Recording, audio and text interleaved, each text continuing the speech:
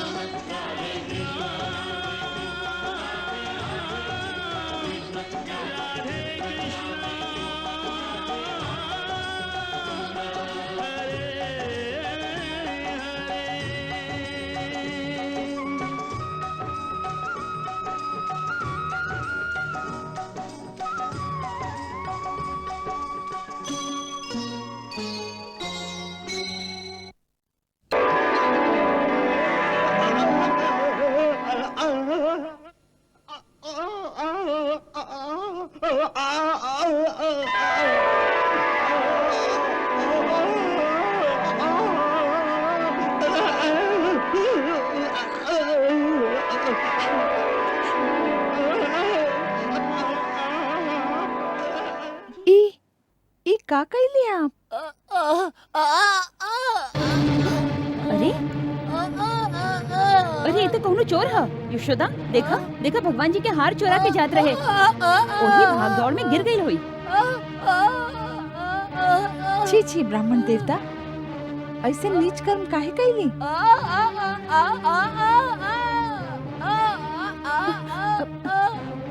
चोर चोर चोर चोर लागत को चोर आइल बा। चला चल के देखल जा। चोर चोर कहां बा चोर? चोर का भाई? का भाई? देखा ब्राह्मण बनके चोरी करे आयल रहे। भगवान जी के गला से हार चुरा के ले जाते रहे।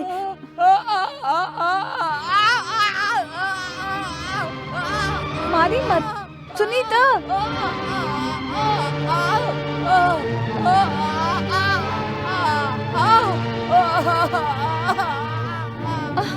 मत मारी। अरे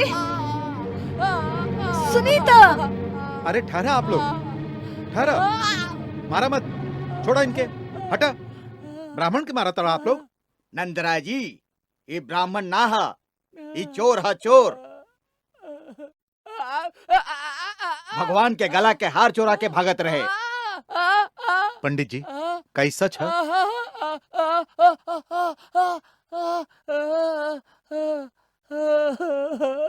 बाकी इनकर स्थिति कैसे हो गई? पागल हो गए इनका? ना नंद बाबा, ई हार चुरा के भागत होई। रास्ता में लटकल मटकियन से माथा इतना जोर से टकरा गईल होई कि एकर दिमाग हिल गईल होई। यही से पगला गईल बा। ना, पकड़ा गइल बा, यही से ई सब झूठ फूट के पागलपन ह। छोड़ दे इनका। ऐसा नीच के कैसे छोड़ दी नंदराज जी? भाई ब्राह्मण बाड़न, फिर हमारा अतिथि बाड़न।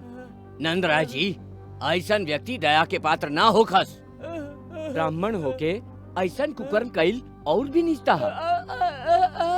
देखा भाई, नीच केहू अपना खुशी से ना होके, ओकरा पीछे भी कोनो कारण होला। बाकी एकर का कारण बा?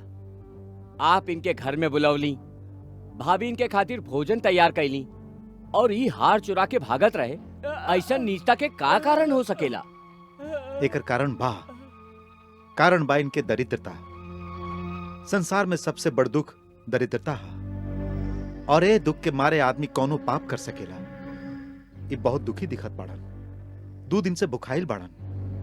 धन के देख के इनके धर्म डोल गए। इस सचमुच दया के पात्र बाड़न। और फिर इहो तो हो सकेला कि स्वयं भगवान के इनका दरिद्रता पे दया आ गए होके, और वो इनका मन में ये हार उठा लेवे के प्रेरणा देले होकस। इनके जाई ब्राह्मण देवता, प्रभु आपके क्षमा करस।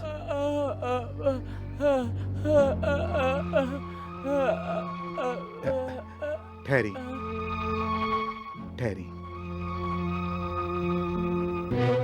ई तले जाई।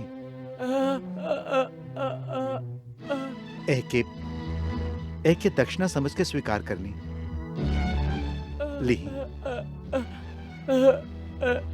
ऐसे फिर आपके ऐसा पाप करे की आवश्यकता ना पड़ी।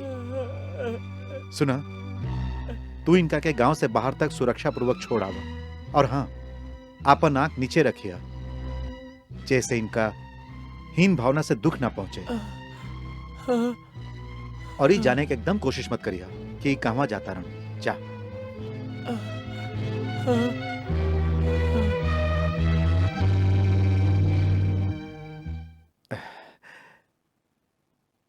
जे कुछ ले गइलन ओकर ध्यान मत करिया। ओके लइकन के नेछावर समझ लिया।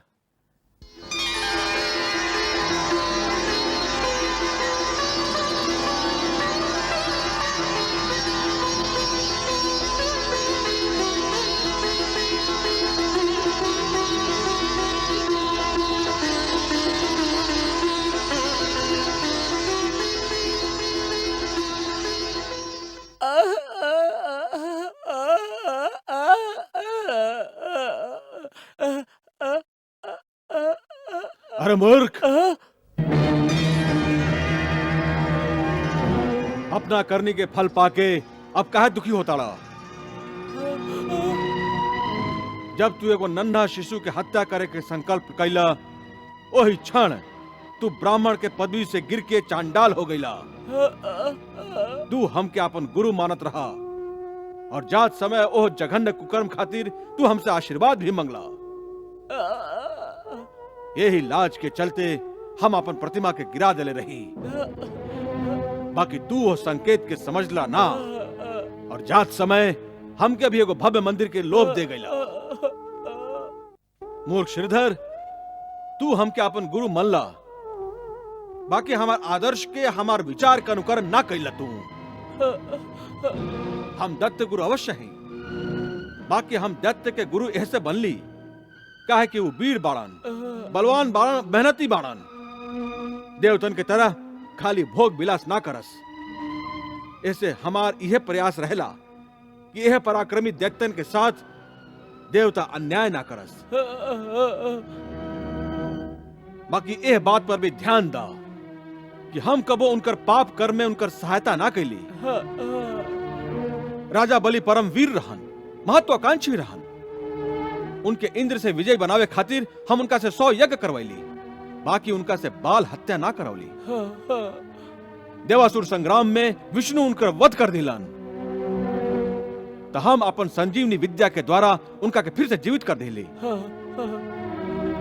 अपन जजमान के कल्याण कैली, बाकी उनका सामने विनीत सेवक की भांति हाथ जोड़ के नतमस्तक होके उनकर आज्ञा के प्रतीक्षा ना कैली। ब्राह्मण आज्ञा देला, आज्ञा पालन शूद्र के स्वभाव है। ब्राह्मण तेजस्वी होला, लोभी ना। ब्राह्मण के कर्तव्य है कि जनता के और जनता पर राज्य करे वाला राजा के भी मार्गदर्शन करे, उनके धर्म के रास्ता दिखावे, न कि राजा के सत्ता से डरा के अथवा राजा के प्रसन्न करे खातिर राजा जे कहे उहे करे, चाहे वो कर्म धर्म के विरुद्ध होखे या पाप होखे। पापी, तू राज सत्ता के सेवकाई करके ब्राह्मण कुल के कलंकित कर देला। ब्राह्मण तो वो भृगु के वंशज हवन जे त्रिलोकीपति नारायण के छाती पर भी पैर से ठोकर मार देले रहन। तेई राजमहल कहा एगो माटी के ढेर, तू ओकरा लोभ में एगो नन्हा बालक के हत्या के जघन्य कर्म करे के चेष्टा कैला। छी! श्रीधर, तुहारे दशा पर हमके कोनो दया निखे आवत, बाकी तुहरा पतन के दुख जरूर हो रहा बा।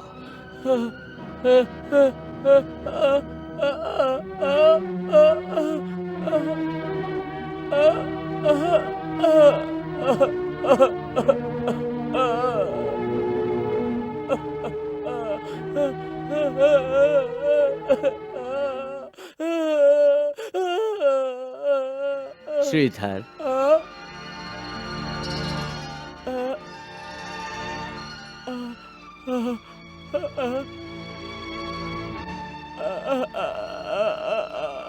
ए रुदन से कौनो लाभ ना हुई। तू ई ना देखला कि प्रभु कितना दयालु बाड़न। तू भले ही भ्रष्ट ब्राह्मण रहा, फिर भी ब्राह्मण समझ के तुहार प्राण ना लिहलन, तोहके जीवित छोड़ दिहलन, ताकि पश्चाताप के आग में जर जर के तू यही जन्म में शुद्ध हो जा। यह उनकर दया है। अब तो हिमालय में जाके ओही नंद नंदन के बाल स्वरूप के ध्यान करा, हर दिन उनकर पूजा करा। समय आइला पर तो हर बोले की शक्ति तोहके फिर प्राप्त हो जाई। तू फिर से बोल सकबा। बाकी तो हार जिह्वा खाली ओही समय बोली जब तू प्रभु के नाम के स्मरण करबा अथवा प्रभु के स्तुति गईबा। और कुछ बोले के शक्ति तोहरा जीवा में अब कबो ना आई। श्रीधर, प्रभु के स्वभावे ऐसन है, वो हित करे वाला के भी हित करेलन, शत्रु से भी मित्रता करेलन। देखा इहो उनकर कितना दया बा कि खाली प्रभु नाम स्मरण करे के कारण ही अंत समय में तोहार मुक्ति हो जाई।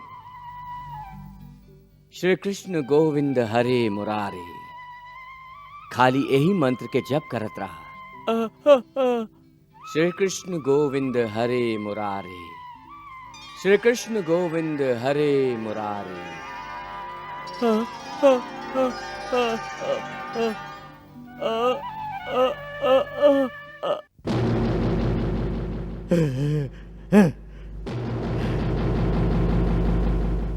पूतना गईल, लौट के ना आईल।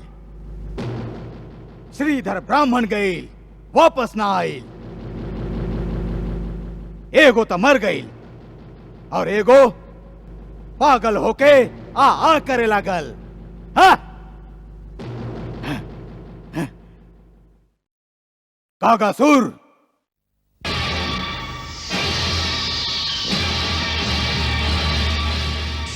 आज्ञा महाराज।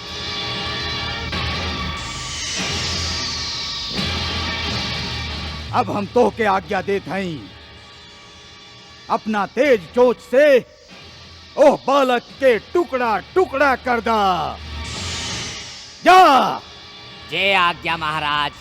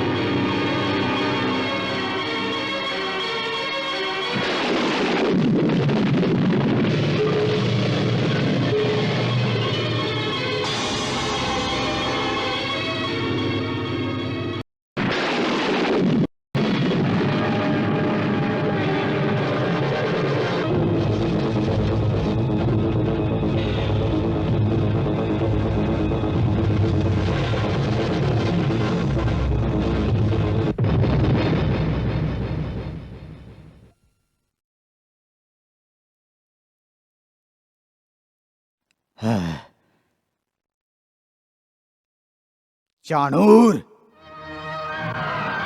एकर सांस के गिनती भी पूरा हो गई। हाँ, हाँ। एक से एक बड़का योद्धा, एक से एक बड़का मायावी, सब मिलके ओ नन्हा सा लइका के बाल भी बांका ना कर सकलन। और ऊ एक एक के घमंड तोड़ के केहू के प्राण हीन कर देहलस, तो केहू के शक्तिहीन कर देहलस। हाँ, हाँ। और आज एक कागासुर के विशाल देह के हमरे दरबार में फेंक के जैसे हमके चुनौती दे देहलस कि ये से बड़का वीर केहू होखे तब ओकरा भेजा। हाँ, हाँ। हम जानल चाहत हई, हम यह जानल चाहत हई कि ये चुनौती के स्वीकार करे वाला के बा हमरा साथियन में, के बा? महाराज, महाराज, हमरा होते आप ऐसा निराशाजनक बात करी तो धिक्कार बा हमरा और आपके दोस्ती पर।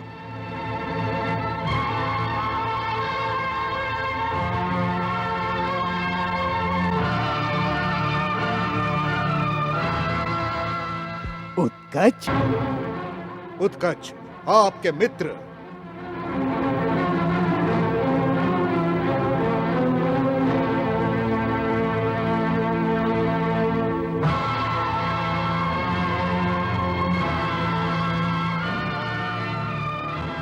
उत्कच, हमार मित्र, तू ठीक समय पर आ गेला। हम सचमुच निराश होके लागल रही। हमके तो ये है दुख बा कि ऐसे पहले आप हमके काहे ना बुलौली। आपके आंख से हमार शरीर दिखाई ना देलस। एकर ई अर्थ ना होके के चाही कि आपके मन भी हमके भुला दे। क्षमा करिया मित्र, हम अपन चिंता में सचमुच तो के भुला गेल रही। बाकी हम नहीं भुलाई कि कंस जैसन परम प्रतापी योद्धा कबो हमके मित्र के पदवी प्रदान कैले रहन। ऐसे आज वही मित्रता के निभावे आयल हई। हम आपके समस्या जानत हई और वचन देत हई कि आपके शत्रु काल भोर के सूरज ना देखी। हाँ, यदि आपके ऐसा इच्छा हो तो वो के जीवित ही ले आके आपके चरण में डाल दही। ना, ओकरा इहुआ ले आवे के कोनो आवश्यकता नहीं है। ओकरा उहे माटी में मिला दा बस। तो समझ ली कि आपके काम पूरा हो गए। हाँ, हाँ, यदि काम सफल हो गई तो आज रात के कंस के राजमहल में बड़ा धूमधाम से त्योहार विजय के उत्सव मनावल जाई।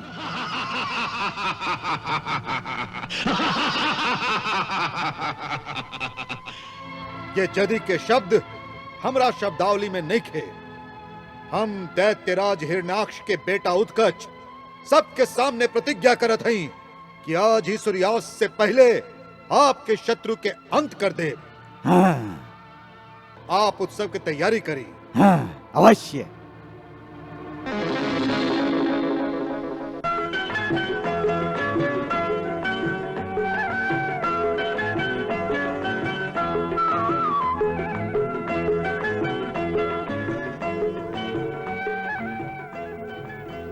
यशोदा जी भीतर आवा। आवत है दीदी। निर्मला, वीना, का है दीदी? देखा एकर ध्यान रखिया। डोरी के धीरे धीरे हिलाई हा। हम अंदर जाते हैं, घर में बहुत काम बा। अच्छा जी।